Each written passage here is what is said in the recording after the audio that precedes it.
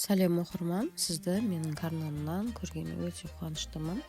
Бүгін қызымның сіздерге арнап түсірген видеосын көрсететін боламын. Өте керемет болып шығатын, табаға жабыспай, оңай жолменен және әдемі болып шығатын құймақтың рецептін көрсететін боламыз. Бізге керегі 2 жұмыртқа, оны ыдысымызға шағып алып, оның үстінен қантымызды араластыратын боламыз. Қантымыз бұл жерде 6 шай қасықты салған, немесе 100 граммдай салсаңыздар жеткілікті қантымызды.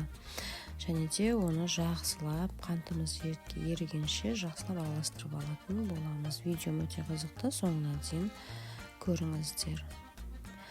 Қантымыз жақсылап еруі қажет, сонан соң ғана басқа қоспаларды қосатын боламыз. Видеомды көре отырып, менің каналыма тіркелмеген болсаңыз, тіркеле кетіңіздер, және де каналымды қолдап кетіңіздер. Енді үстінен сүтімізді құямыз. Сүтіміз кішкене жылылау болуы қажет. Бұл жерде менде 200 грамм сүт. Оны да бір келкетіп жақсылап араластырып алатын боламыз.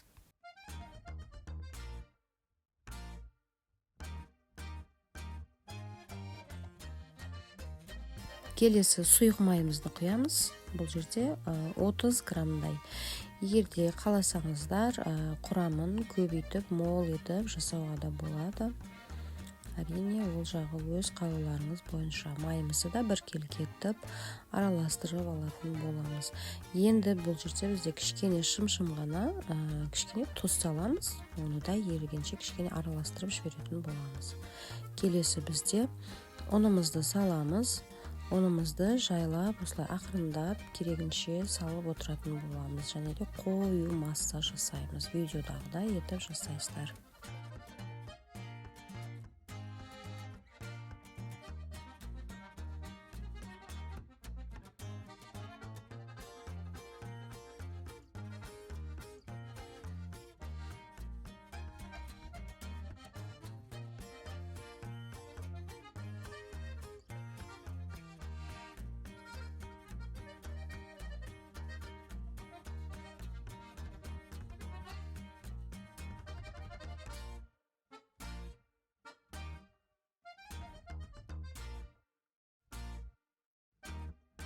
Құймақты әркім әртүрлі рецептпенен жасайды.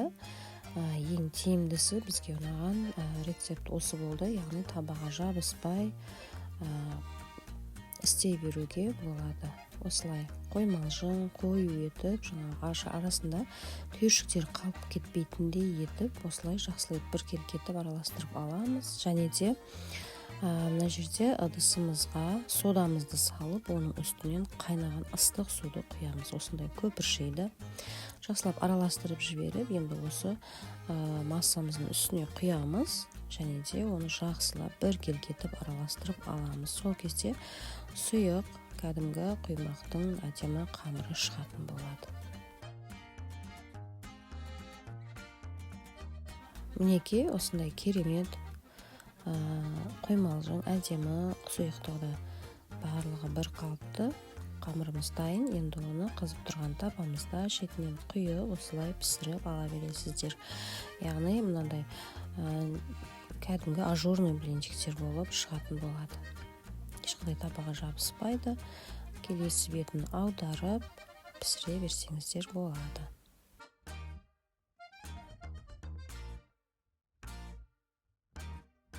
Құймақтарымызды дастарханға арасына банан орап, үстінен шоколадпенен ертіп құйып, солай ұсынсаңыздар да өте керемет болады. Және де арасына начинка салсаңыздар да, таңғы асқа берсеңіздер өте керемет, тойымды таңғы ас болып шығады.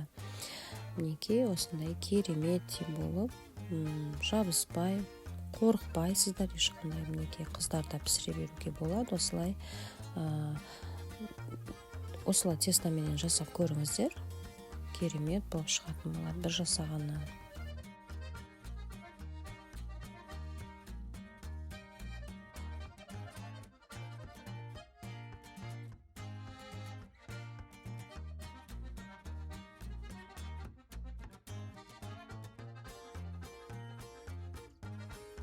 Құрметті оқырманым, каналым өте пайдалы. Сол үшін каналымды жоғалтып алмау үшін тіркеліп кетіңіздер. Осындай пайдалы көптеген рецепттерді таба алатын боласыздар. Мінекей, құймақтарымыз бірінен соң бірін осылай тез ғана дайын бола қалады.